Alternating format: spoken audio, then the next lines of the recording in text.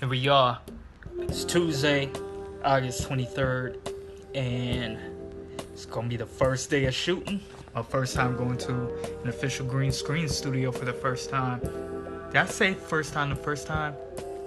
Yeah, I probably did. Anyway, got the suit, Santa suit in the base right here. We got the camera bags and laptop stuff and tripods and the boots. So Stuart's just getting the rest of his stuff.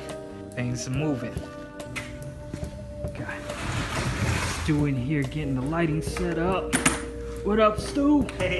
This way. To here. We are in the dressing room.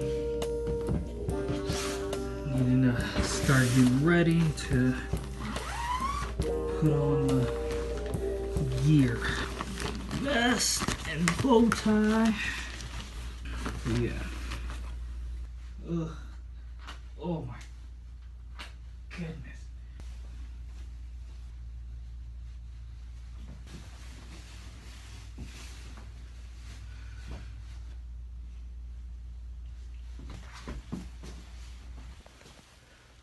Ho ho ho. Let's do this. Okay, I'm rolling. Okay. Okay, action in 3, 2, 1. We on the road, y'all. Real music from the soul, y'all. That's right. I thought I told y'all. What's that? We ain't on that fast food man, come on, man. Tone it down a bit, no counterfeit. You can tell by the sound of it. So let's get money, but who's counting it? Life ain't measured by the amount of it. Sing along. Sky's the limit.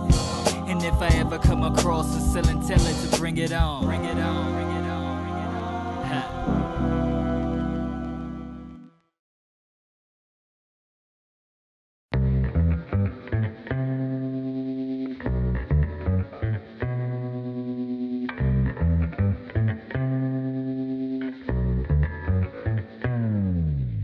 Ho Ho Ho I produced and released just has a single on its own in November 2014.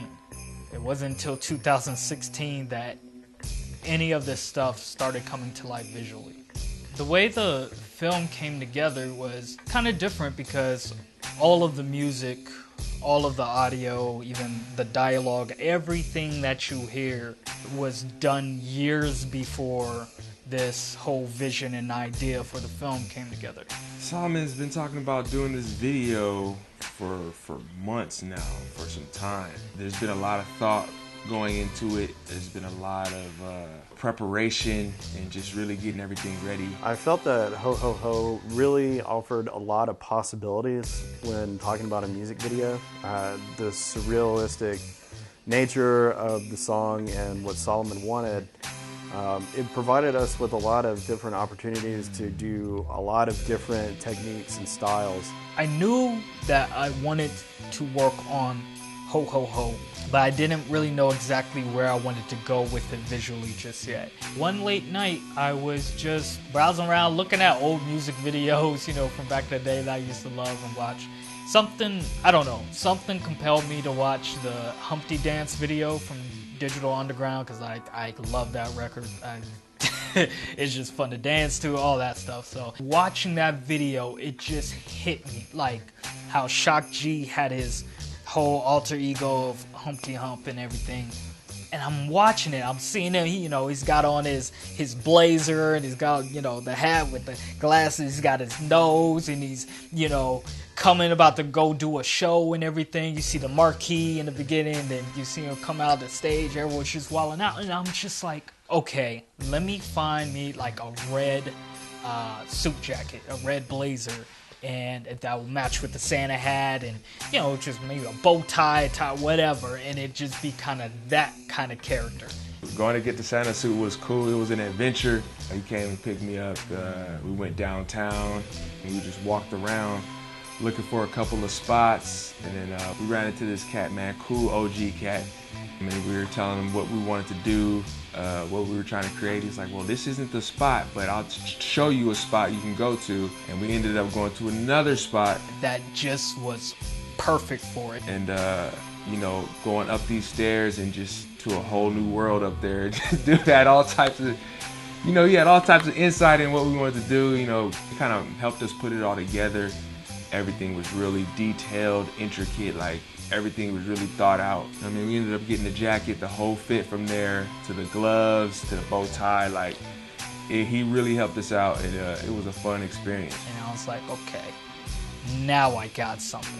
And that was like the beginning. That's when we knew it was real. That's when it was like, okay, yeah, we about to do this because we're really investing the time. And you know what I mean? He was all for it, man. So it was salute to him for doing that, man. That was solid. Ooh. Hey, let's do a pickup real quick. Okay. No, What's a don't pickup? turn that off. Mm-hmm. Song's winding down. Uh-huh. Flip it off and get way close, like right, like here. Right there.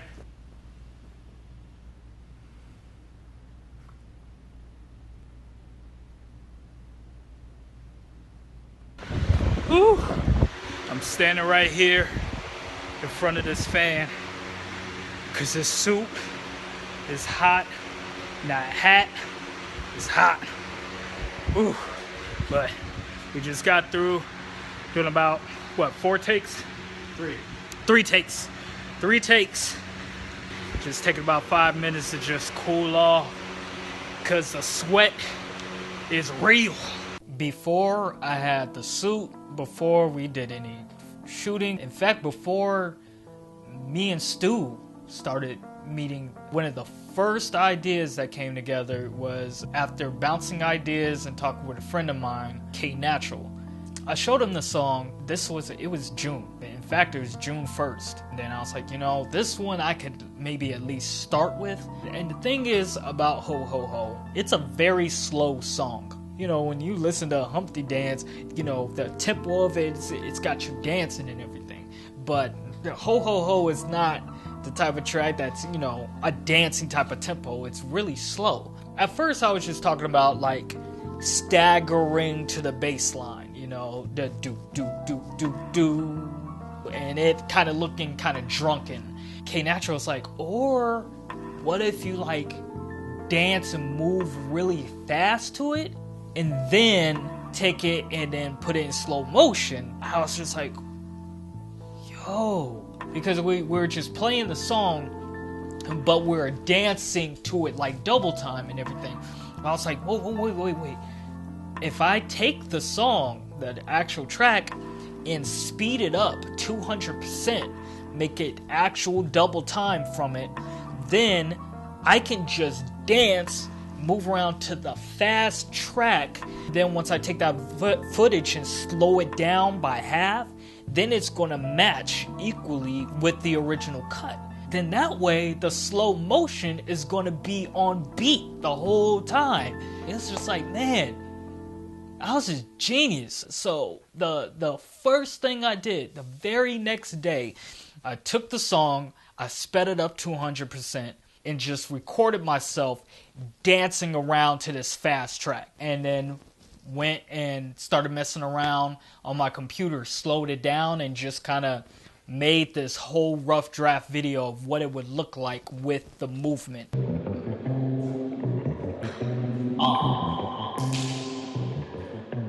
Jingle bells, jingle all the way. We act like don't care. You niggas wanna act like bitch, you know me. Quit acting like you don't care. You niggas wanna act like you ain't heard of me. Bitch, you know me. Rolling camera.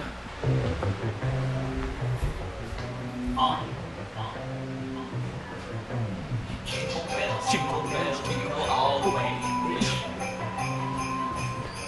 Act like you don't care. You niggas wanna act like bitch, you know me. Don't you dare say no fair. Cause it act like that like no customs. You just wanna be screwed you. Who you talking to? Nobody niggas. I just hate nobody niggas. And bitches too.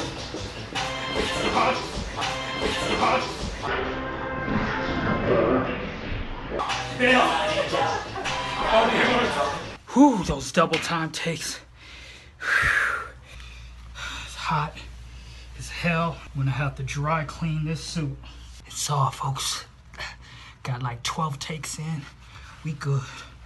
We had the green screen studio, footage, cool, and then the next thing was finding the venue to be able to do all the other stuff, Titty Milk and Cookies and the Boon Documented skit, Ho Ho Ho and everything, to tell that story. So after browsing around for a little while, I ended up finding the complex at the Hollywood. I saw the Ruby Theater. So me and Stuart headed over there one day and got to check it out, and just everything, the stage was perfect, right size, right height that I wanted. The red curtains, that was another thing that was sold for me, because I was like, yes, I want curtains, and a red one at that, perfect. That's perfect. Alright, so I'm in Guitar Center right now. It's September 20. I don't even know what day it is. What day is it? The 17th. Jeez. I'm over here practicing I should keep that in there. So I'm here practicing the Titty Milk and Cookies because I have not played on my drum set in over 2 years, so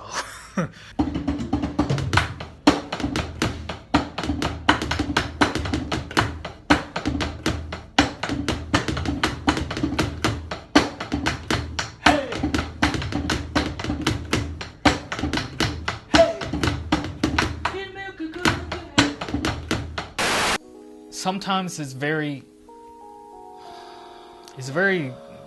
overwhelming trying to, wear a whole bunch of hats you've never worn before and putting together a project in a way that you've never done. It would get very, very overwhelming at times and exhausting. It's just me and Stu, just putting this together, and Janie helping where she could. Solomon would get discouraged. I wouldn't say often, but when he did, it was like, why am I doing this? That's something that I feel like a lot of artists don't show. They just want you to see them and completely always motivated, always just... Some people are like that. Some people are. I'm not one of those people. There are moments, there are days where I'm questioning everything. Tomorrow, we'll be filming at the Ruby Theater, and I've been really stressed today. I just felt like every time I turn around, there'd be something missing, something not working, something. I don't even feel like going into all that. I had a pretty bad breakdown today. Overwhelmed and stressed with everything, just trying to do this, and today I just wanted to call it all off. I just wanted to quit. I just wanted to say forget it. Janie told me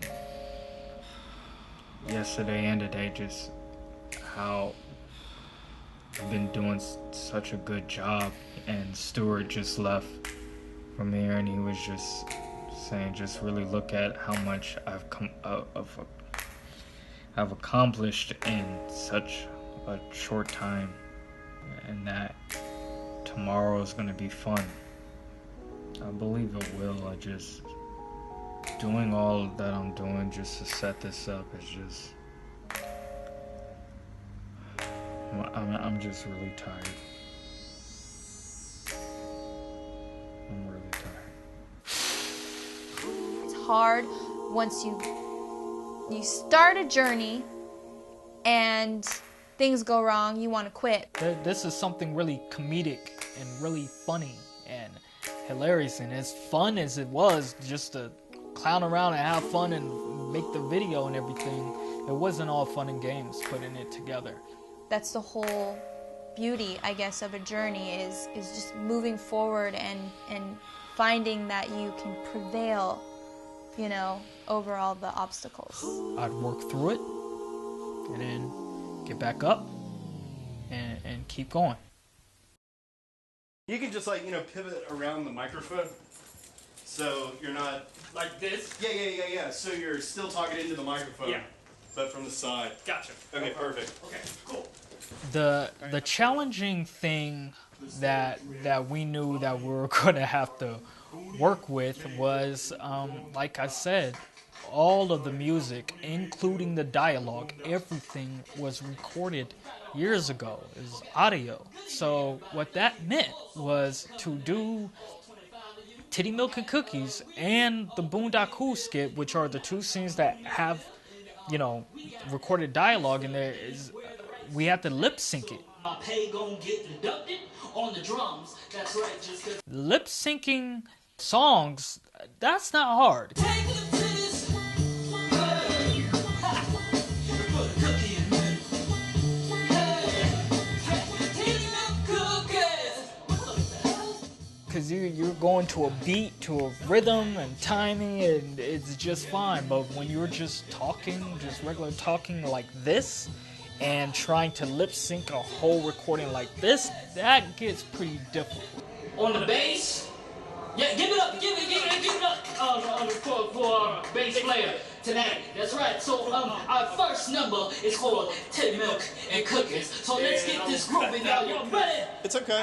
When I first heard that the actors were going to have to lip sync their dialogue from the album on set and sync it, I had my doubts, I'm not going to lie. I could just see it just getting to set and just not being able to hit those marks. And basically, my mind went to worst case scenario immediately into damage control.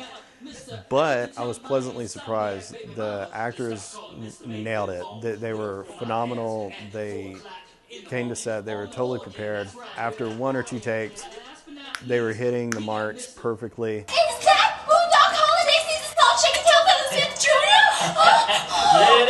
I mean, it went a lot more smoothly than I thought it could have gone, and I was pleasantly surprised by the final product because it's dead on. You would have thought we recorded live audio on set.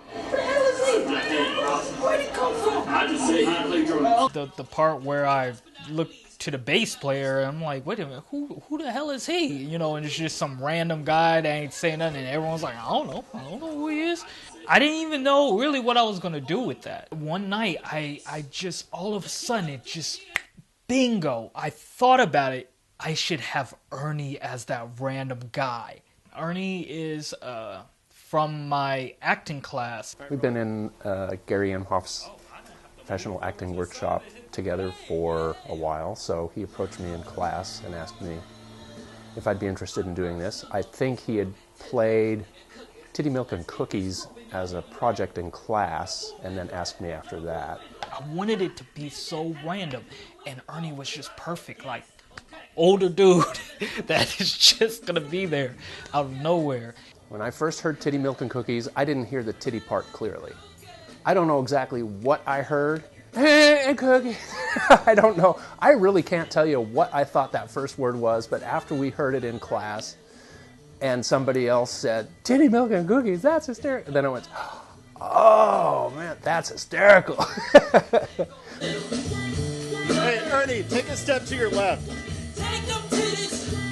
A little bit more. Put a cookie in the milk. Perfect. Titty milk and cookies. Definitely a lot of the inspiration for the visual, besides of course the James Brown performances of the 60s, was the Andre 3000 Outkast Hey Ya video, where it's multiple hymns as the band, and I knew I wanted to do that because Boonie Mayfield and Boondocks, that's what I had in my head when I recorded it and made it, and so I wanted to bring it to life. The process for doing the widescreen shot of the whole band was, it wasn't that hard of a concept. It was basically, we had the GoPro set up, and basically we just set it up, locked it down, recorded, and ran through the song a couple times. He'd go and change his wardrobe, come out, get in a different spot, do each performance separately. Once we brought all the footage into post, we were able to assemble all the clips into one final composite shot to have Solomon in all the places. And then we also combined green screen footage of Boonie Mayfield in the front. We had to do that all separately because everybody else was behind. So we did that on green screen. So it's in effect 5 or 6 different shots, all combined into one master wide shot. And I think it turned out pretty well. It's pretty seamless. You can't really tell. Stuart, just the craftsman he is. he was able to bring it to life, and I was just amazed by that. Really amazed. Okay, I'm rolling. Son of a... Sorry.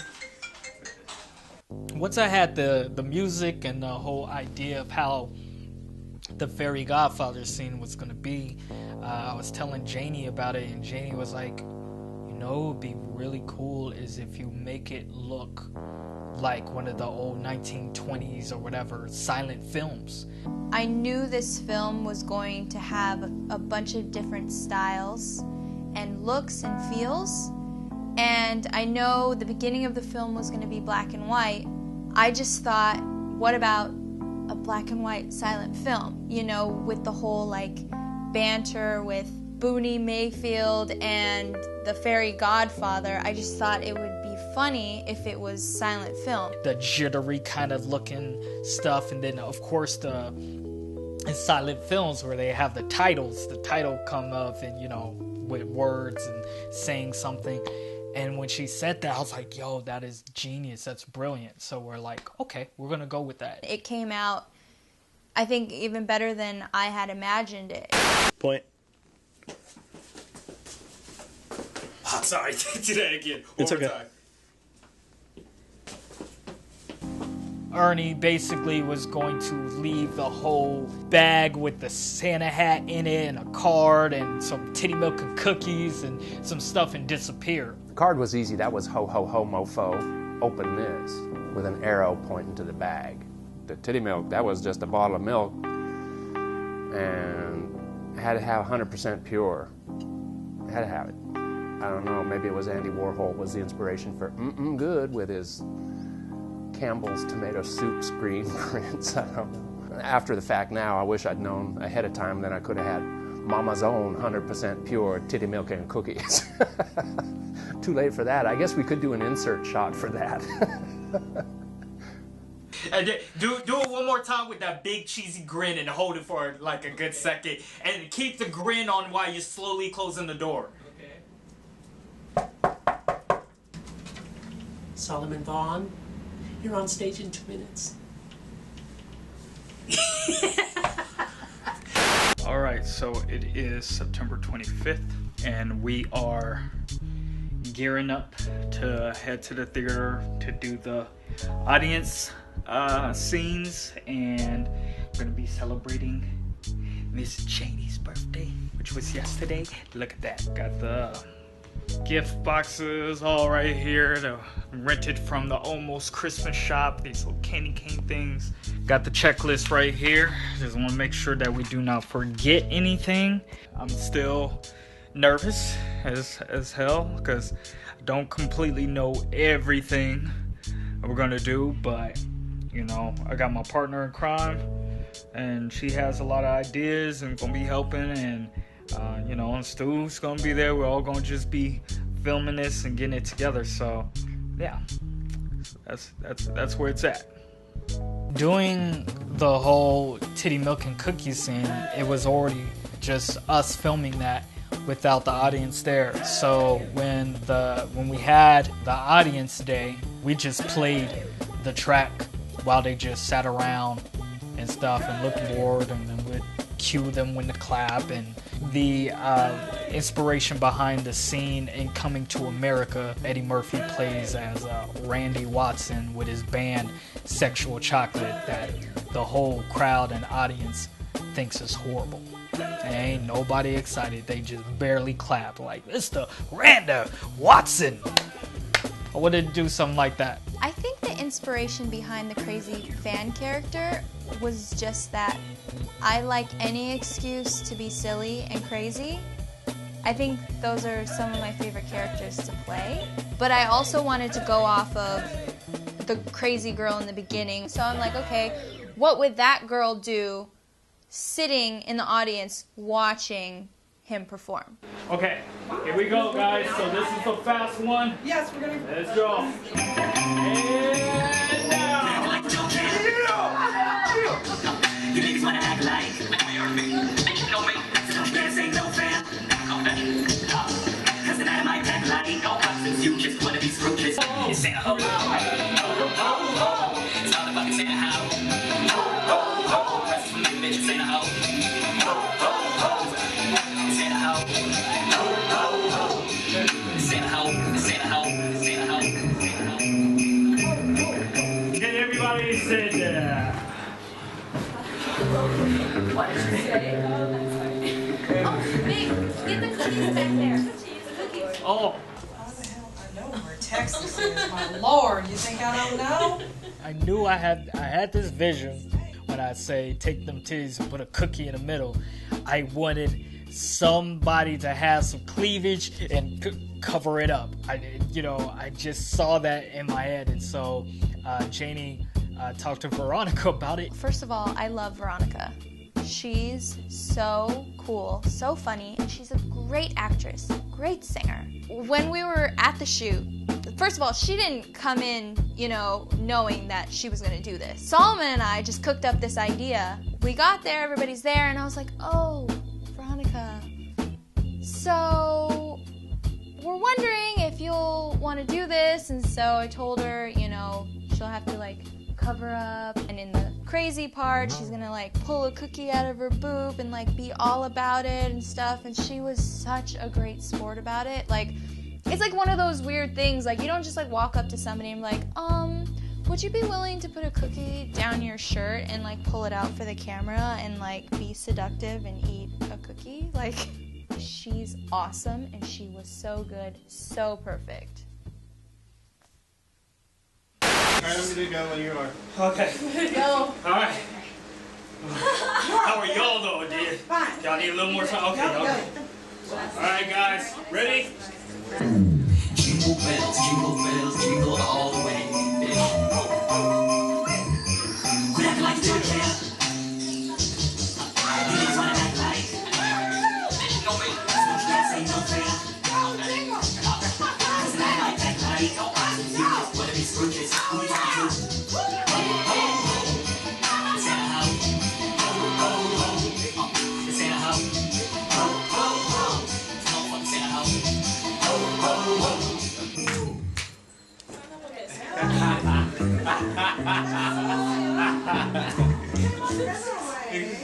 Alright, so this one's just me, right?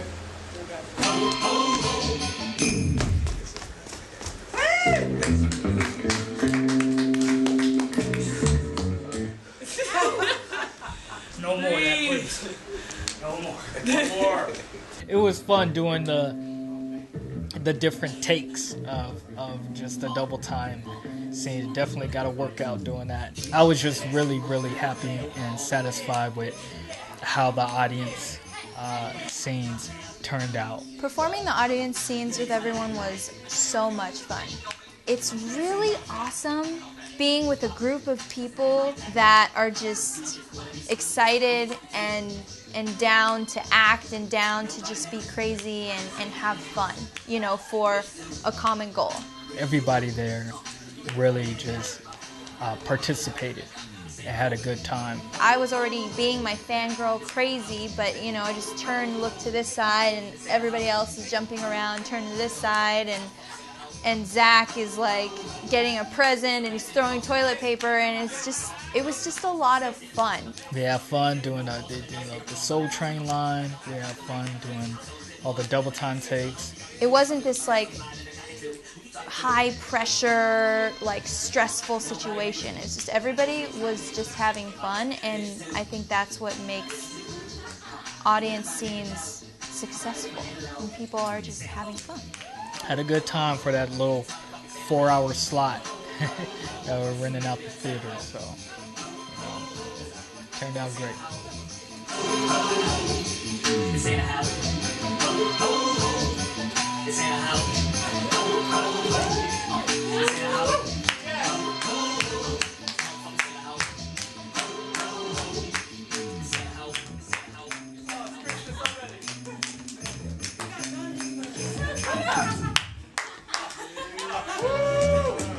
All right, that is it. That is it. Oh, open the door, get some air. There's a fan back here. Thank you so much.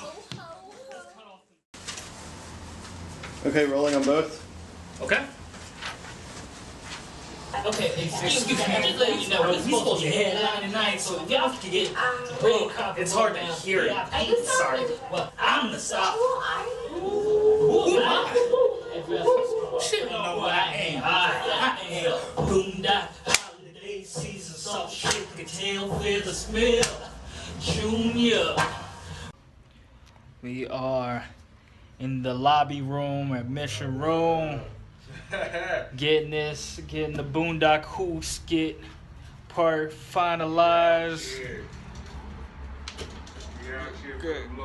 Getting it done, you know. So it's been a very easy shoot, not much to load in the car, not much to do as far as takes. It's been easy. We got this to do, and then once we'll be finished with this, a few hours later in the late afternoon, then we got the green screen studio, and then at night we'll go and try to squeeze in that alleyway shot, and then we'll be done with all shooting. Yes.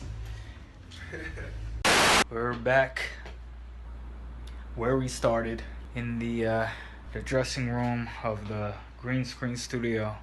Time for me to change into Boonie Mayfield attire. We're in. Go ahead and come on. Okay, in 3, 2, 1. Two cookies. Coming out of your check. Junior. Boondock holiday season sauce. Tell the smell. Junior. It's the best in the house in the house. And the house of my house in the mouth in the house. Just mouse in the mouse in the mouse. I'm in chicken, no cause and that's it. Dude, I think we got it. That was awesome. Cool. Oh.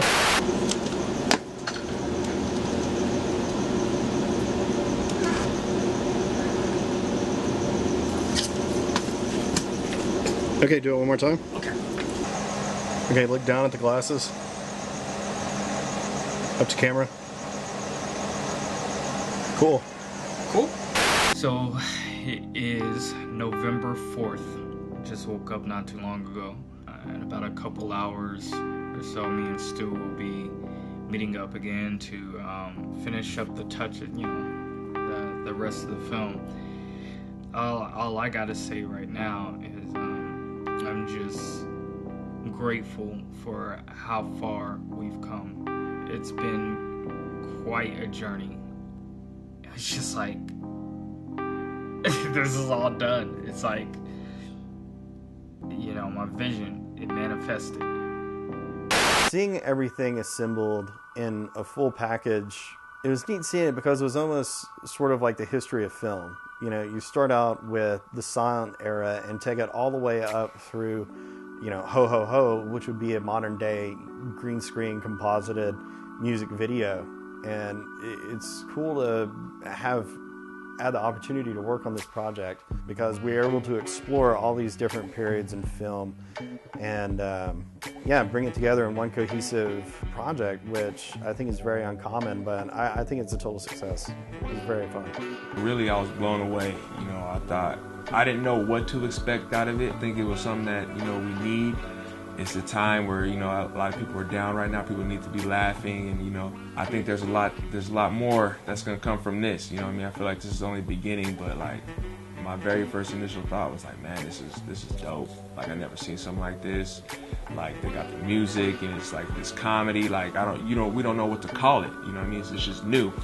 I saw it a couple of times in the various stages and it was awesome, but seeing everything put together was just amazing. It's kind of cool because usually when I see videos of myself on camera, it's like, oh, God, shit, oh, God, oh, you look, oh.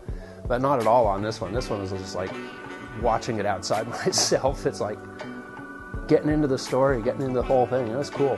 I just think the project is exactly him, you know? It really shows like his personality and his art and who he is. I'm just excited to see what else is going to come of his artistic visions. And I love that it's partly inspired by Quentin Tarantino, how he like has different styles and genres in his movies. I was not a Quentin Tarantino fan years ago because I would watch a movie and I'd be like, what is this? This is weird. This is weird. But after a while, especially because Solomon loves Quentin Tarantino, so you know, we watch these movies. And you know, you just gain an appreciation for the art. What I love about Quentin Tarantino is he doesn't keep himself in this box of like, oh, this is what a film is supposed to be like. He does shit how he wants to do it. And that's the same with Solomon. I'm just excited because he doesn't like to keep himself in a box, similar to Quentin Tarantino, so it's like, he's just gonna do whatever he wants. You can like it, or you can hate it, but it's gonna be good, and he's gonna do it anyway. So just watch it. Now, what was that you were saying about titty milk and cookies, Ernie? Well, I don't know what you've been doing to the bottle, but it's sticky as hell right now. You've got paper all over it too, but... Sure, Solomon, whatever you say. Hey, I tried to just peel off the label and scrape it off with water, and it didn't work. Well, save that, because you can sell it on heritage auctions way down the road as an artifact. I'm just going to put alcohol on it, it'll be just fine. Hey, don't wipe out the titty milk, though. So Veronica, her whole, like, covering herself and, like, and then taking the cookie out of her titties. Sorry, that was really immature. Sorry, Veronica. I just said titties and I was talking about your titties, and now I'm still talking about your titties. I'm sorry again. Anyway, so talking about... Whoa. Rewind. I think that titty milk and cookies and the ho-ho-ho experience will go down as a mark in the cultural almanac of rap and hip-hop and video music for centuries to come. It's a cultural phenomenon. It crosses all sorts of breeds, and it imbues and has the essence of James Brown and P. Diddy and P-Funk and Bootsy Collins and all of that other reference, and I think I even heard a little Vanilla Ice in there too. All right, now I gotta get my limo, damn it. Alright, so the way I feel is, when we first met, I thought you were like one of the illest producers I ever heard. But I noticed, as talented as you are, you've always questioned whether or not you were good enough, trying to please this person and that person, and doing what you think people expected from you. That dude on YouTube. My thoughts are, you are so much more than that, and you need to figure out. Matter of fact, I believe you are starting to figure out who you are. But the only way you're gonna really realize who you are is if you just put aside all doubt and do it. And that's real, man.